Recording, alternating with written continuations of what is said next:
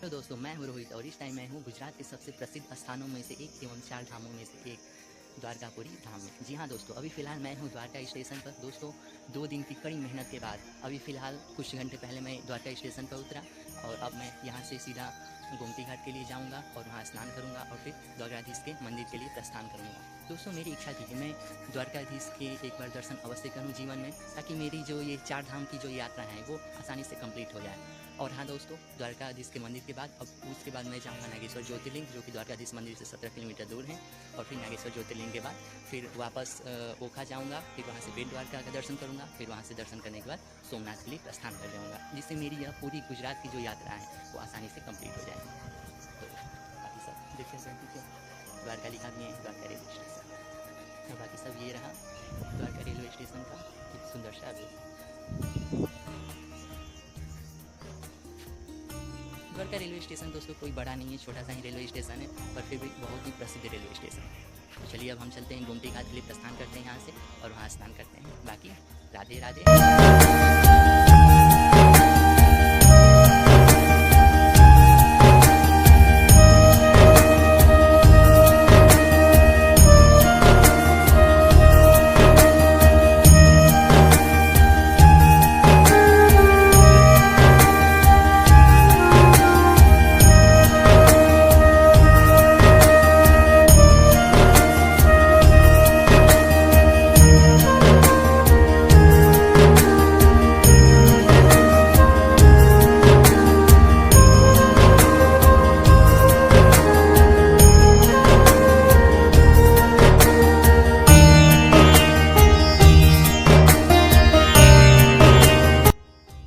दोस्तों अभी फ़िलहाल हम गोमती घाट पर पहुंच चुके हैं। आप देख सकते हैं मेरे पीछे ये रही गोमती नदी, और गोमती नदी से थोड़े से आगे अरब सागर है, जहाँ गोमती नदी मिल जाती है। दोस्तों ऐसा माना जाता है कि ये जो गोमती नदी है उसका उद्गम स्थल जो है वो उत्तर प्रदेश का पीलीभीत जिला है, जहाँ से यह शुरू होती है और लास्ट में जाकर अरब सागर में यहाँ विलीन हो जाती है। तो दोस्तों अब हम फिलहाल अब गोमती घाट में हैं, तो अब हम यहाँ चलेंगे, स्नान करेंगे गोमती नदी में और फिर द्वारकाधीश के मंदिर के लिए यहाँ से प्रस्थान करेंगे। बाकी तो आप देख सकते हैं ये रही पूरी गोमती नदी।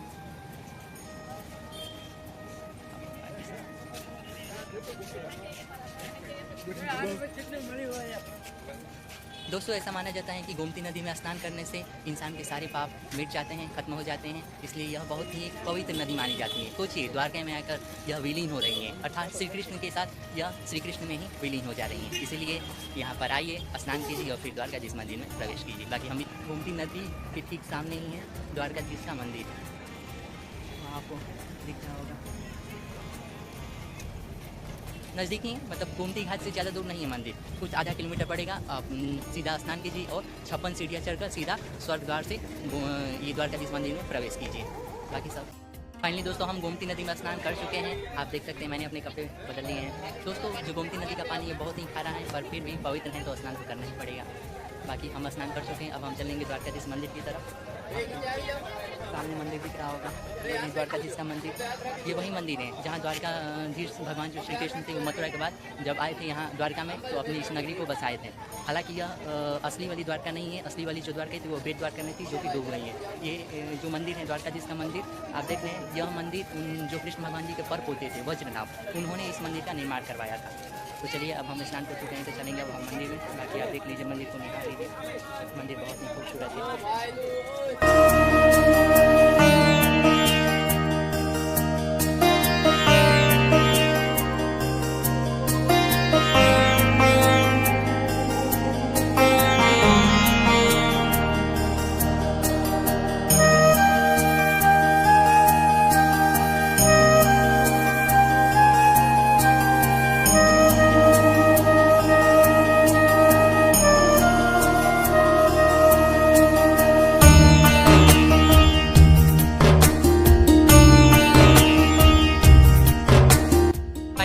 द्वारकाधीश के दर्शन कर लिए हैं। हमें दर्शन करने में करीब 1.5 से 2 घंटे लगे। बाकी दर्शन बहुत ही अच्छा हुआ। दोस्तों हमारी जो 4 धाम में जो दूसरा धाम था, ये द्वारकाधीश का जो द्वारका धाम सबका अब जाकर कंप्लीट हो गया। अब हम चलेंगे नागेश्वर ज्योतिर्लिंग के दर्शन के लिए। यहाँ से करीब 17 किलोमीटर दूर है नागेश्वर ज्योतिर्लिंग का मंदिर। तो अब हम चलेंगे, यहाँ से बस पकड़ेंगे और सीधा नागेश्वर के लिए प्रस्थान करेंगे। बने रहिए मेरे साथ ब्लॉग में।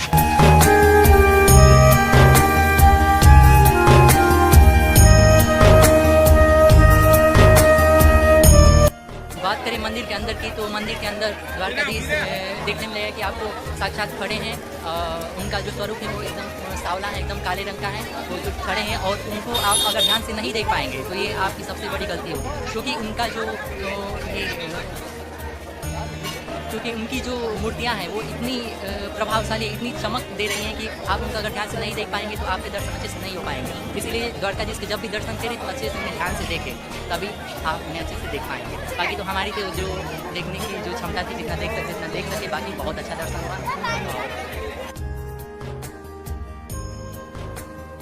दोस्तों, द्वारकाधीश के दर्शन करने के पश्चात अब हम माता रुक्मणी मंदिर के पास अब हम करेंगे माता रुक्मणी के दर्शन। यह वही माता रुक्मणी है जो भगवान श्री कृष्ण की पहली पत्नी मानी जाती है, जो कि भगवान श्री कृष्ण को संदेश भेजकर विवाह प्रस्ताव के लिए उन्होंने संदेश भेजा था, ताकि वो उनसे विवाह करें और उनकी वो अर्धांगिनी बन सके। तो चलिए अब हम चलते हैं माता रुक्मणी के दर्शन करने। आपको सामने मंदिर दिख रहा होगा। यह मंदिर द्वारकाधीश मंदिर से करीब 2 से 2.5 किलोमीटर की दूरी पर है।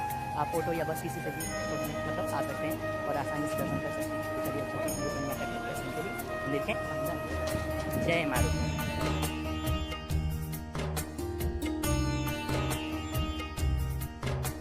दोस्तों, आप देख सकते हैं ये है माता रुक्मणी का मंदिर, बहुत ही खूबसूरत है। ये पूरा मंदिर पत्थरों को काट कर बनाया गया है, बहुत ही अच्छी कलाकृति दर्शाई है इस मंदिर में। बाकी पूरा मंदिर का प्रांगण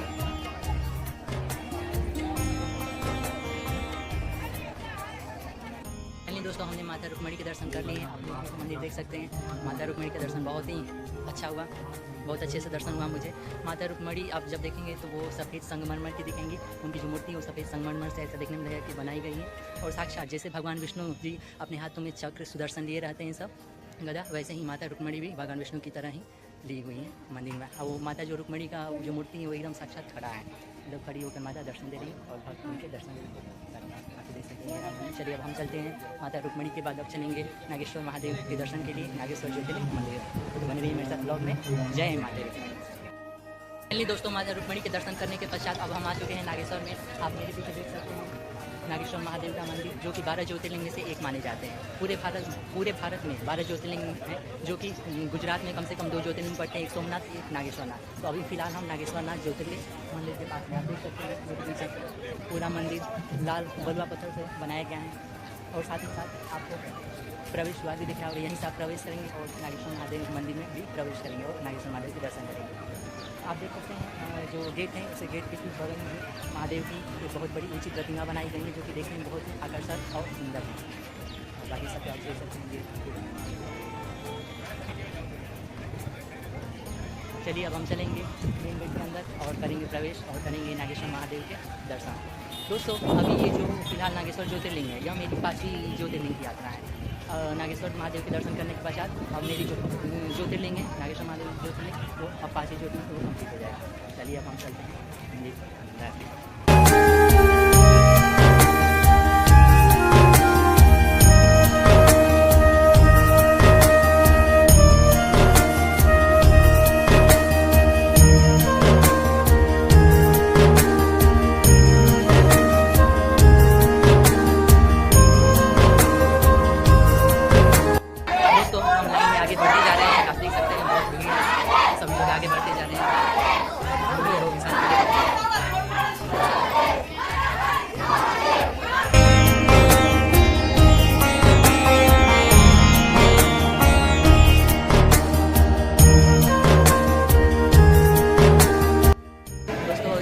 नागेश्वर महादेव मंदिर में आप देख सकते हैं, बहुत ही खूबसूरत मंदिर है, अंदर से बहुत ही वीआईपी लग रहा है।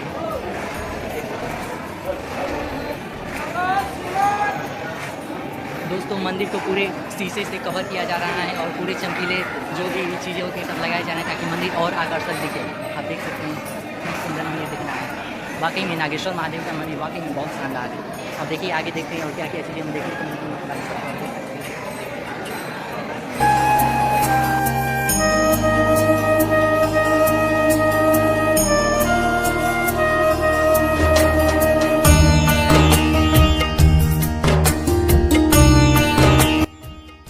तो हमने नागेश्वर महादेव के दर्शन कर लिए हैं। दर्शन बहुत ही अच्छे से हुए, करीब हमको 15 से 20 मिनट में दर्शन हो गए। बाकी बहुत ही अच्छे दर्शन हो गए। ये मेन गेट इसी में है नागेश्वर ज्योतिर्लिंग नागेश्वर महादेव। थोड़ा सा सामने से दिखाना थोड़ा पॉसिबल नहीं तो हम आपको अच्छे से दिखा दें, कोशिश करते हैं, अगर दिखा सकते हैं तो आप जरूर दर्शन करवाएंगे।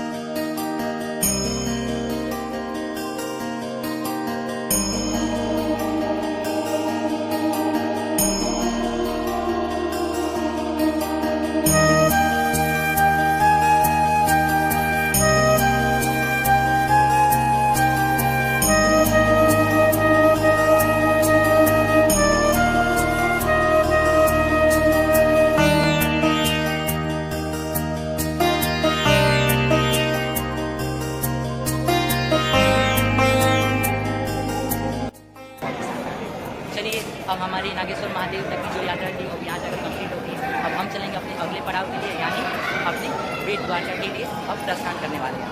वहाँ भी जो द्वारकाधीश मंदिर था जो पुराना वाला, जो कि महासागर में डूब गया, उस मंदिर के दर्शन के लिए जाएंगे हम लोग बेट द्वारका पर और वहाँ दर्शन करेंगे।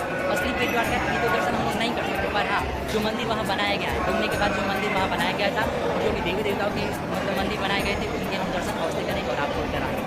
चलिए अब हम प्रस्थान करेंगे बेट द्वारका के लिए। हर महादेव।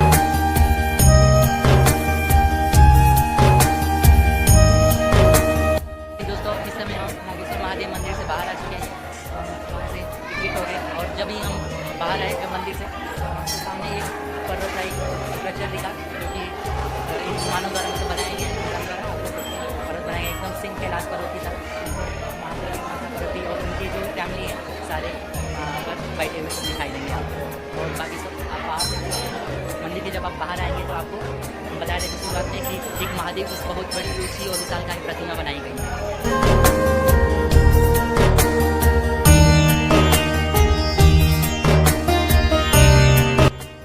बेट द्वारका के लिए प्रस्थान करने से पहले हम श्री लक्ष्मी नारायण गोलोक धाम एक मंदिर मिला है, आप यहाँ भी आकर दर्शन कर सकते हैं।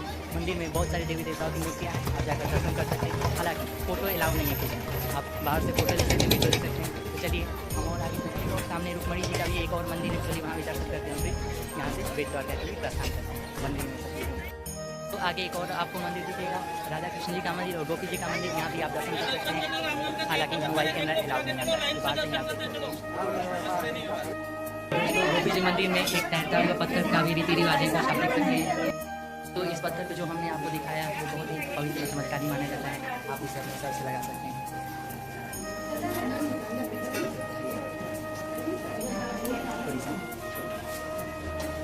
चलिए हम चलते आगे रुक्मणी मंदिर, वहाँ भी दर्शन करते हैं बेट द्वारका।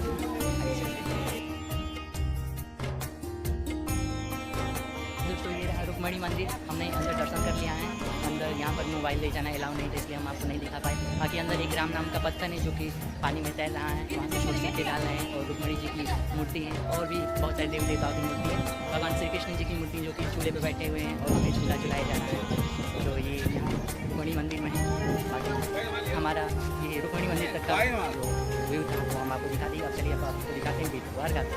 तो असली तो कहानी बेट द्वारका में शुरू होती है और बेट द्वारका से ही खत्म होती है। तो चलिए अब हम चलते हैं बेट द्वारका। हर महादेव, जय श्री कृष्ण, जय श्री द्वारका।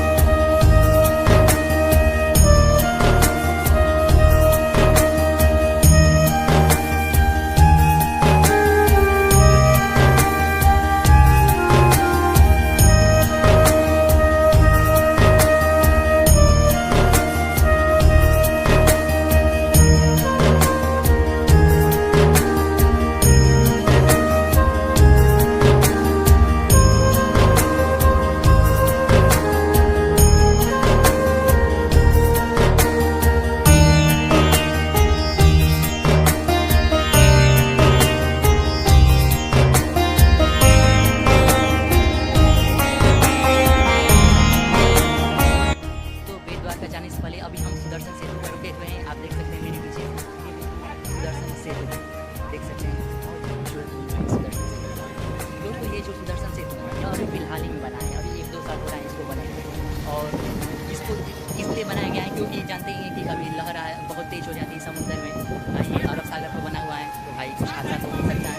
इसीलिए पहले क्या था दोस्तों कि पहले लोग बोट के माध्यम से बेट द्वारका जाते थे, लेकिन अब बोट के माध्यम से लोग नहीं जाकर सुदर्शन सेतु के माध्यम से बेट द्वारका जाते हैं, क्योंकि यह सबसे सुरक्षित माना जाता है। दोस्तों मंदिर के खुलने का समय जो बेट द्वारका है वहाँ पर द्वारकाधीश का मंदिर भी है, तो मंदिर के खुलने के समय लगभग 4 बजे या 5 बजे करीब है।